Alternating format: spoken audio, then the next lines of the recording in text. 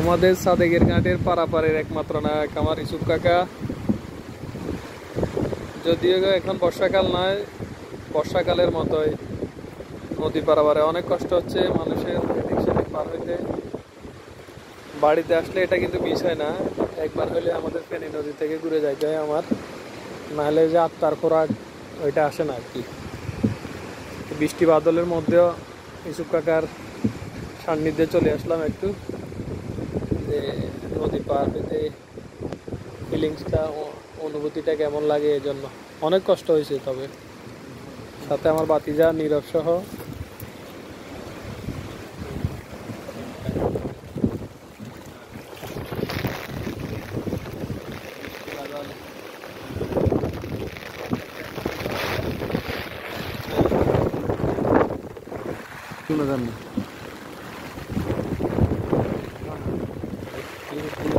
তোমারি নাম মসজিদে হবে